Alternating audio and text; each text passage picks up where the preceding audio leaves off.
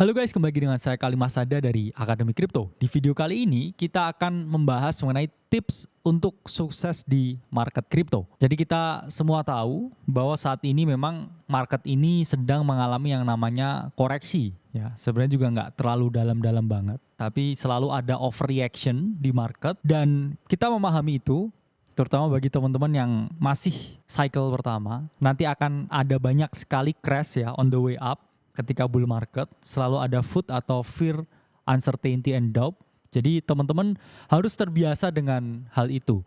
Dan kenapa di sini kita dari Akademi Kripto ini mau membagikan sedikit insight ke teman-teman untuk sukses di market ini. Karena memang kita juga tidak bermaksud untuk menggurui, tapi kita ingin membagikan cerita dan kisah yang kita miliki. Harapannya bisa mengalami atau mengulang hal yang sama. Tapi ada hal yang harus teman-teman pahami. Mungkin kalau saya punya strategi tertentu, saya punya pendekatan tertentu, saya punya teori tertentu, saya punya cerita tertentu, itu sebenarnya belum tentu bisa berulang ke teman-teman. Jadi harapannya teman-teman ini melihat ini sebagai suatu tujuan edukasi.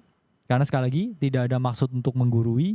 Di sini kita hanya membagikan insight gimana sih caranya teman-teman ini bisa sukses menghadapi bull run yang akan datang ini. Nah ini kan market lagi koreksi. Lalu kok saya bilang bull run yang akan datang. Ini maksudnya gimana?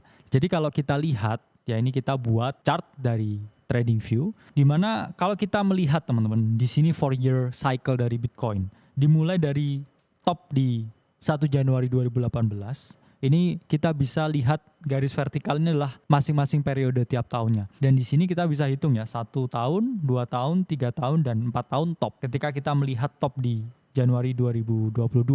Dan sekarang memang Bitcoin sedang rally. Tapi kalau kita hitung lagi, hitungan dimulai dari 1, ya di sini 1, 2, 3, 4. Jadi setelah top ini, ada chance ya sebenarnya Bitcoin ini topnya ini di akhir tahun 2025, jadi di sekitar sini. Yang mana kalau kita kombinasikan antara garis vertikal dan juga garis diagonalnya, ini sebenarnya kita ketemu intersection ya Bitcoin di sekitar 100-an ribu, ya 100 sampai 120 ribu di sini. Yang mana apakah itu pasti terjadi? Itu tidak ada di market ini yang namanya selalu terjadi, selalu menang dan juga selalu benar. Itu nggak akan mungkin terjadi. Jadi ini adalah edukatif guys. Dan ketika kita merisikokan uang yang kita miliki, berharap adanya suatu reward di market, kita harus memahami juga ada risiko. Karena tingkat keuntungan itu selalu berbanding lurus dengan tingkat risiko. Semakin tinggi tingkat keuntungan yang mungkin kita peroleh, semakin tinggi pula risiko yang kita hadapi. Jadi kita jangan ignorance, berharap cuman bisa untung terus. Nggak ada downside-nya sama sekali, nggak ada kerugiannya sama sekali. Itu kita namanya ignorance. Karena kita berpikir bahwa dunia ini selalu berpihak pada kita. Dan nyatanya tidak seperti itu. Itulah kenapa kalau teman-teman melakukan suatu investasi, melakukan suatu pengambilan keputusan untuk jual beli aset tertentu, satu-satunya yang bisa disalahkan itu adalah diri kita sendiri. Jadi jangan sampai kalau untung nggak dibagi, tapi kalau rugi malah kena maki ya orang yang menyampaikan informasinya. Karena informasi, perspektif manusia itu selalu berbeda-beda. Dan kita pun harus memahami ya, jadi ada istilah don't shoot the messenger. Jangan menembak yang memberikan pesan.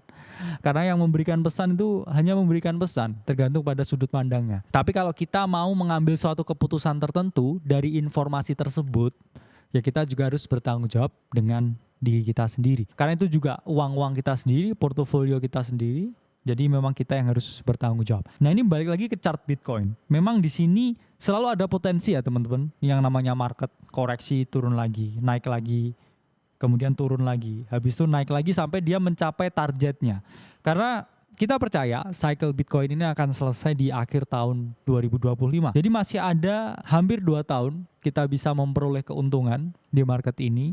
Dan saya sarankan ya, jangan sampai terbakar sebelum kita sampai tujuan. Jadi jangan sampai kapalnya ini bocor sebelum sampai tujuan. Karena memang ketika teman-teman ini ada posisi tertentu yang mana lagi floating profit atau floating loss, ya namanya floating. Itu bukan kerugian atau keuntungan ketika belum direalisasikan. Jadi selama ini cycle-nya masih panjang, ya kita enjoy lah ya. Namanya lihat penurunan Jangan membuat kita jadi malas belajar, jangan membuat antusiasme kita ini menurun. Karena teman-teman lain yang antusiasmenya lebih tinggi, ini bakal masuk dan mengambil spot kita. Jadi kita harus tetap adem ya pikirannya, lihat jangka panjang, oh masih kurang lebih 2 tahun lagi, saya bisa menikmati cycle ini.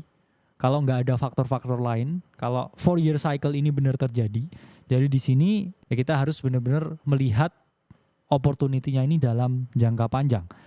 Tips pertama untuk menghadapi 2 tahun cycle ke depan ini adalah menerapkan money management yang baik dan benar. Ini hal yang basic, tapi saya ajarin lagi ke teman-teman. Karena ketika mengelola keuangan, ini ada 2 jenis keuangan yang harus teman-teman kelola. Pertama ini adalah keuangan pribadi, dan yang kedua ini adalah keuangan ketika investasi. 2 hal ini memang berbeda, tapi saling berpengaruh.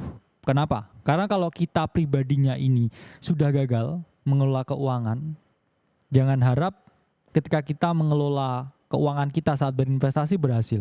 Ini nggak mungkin terjadi.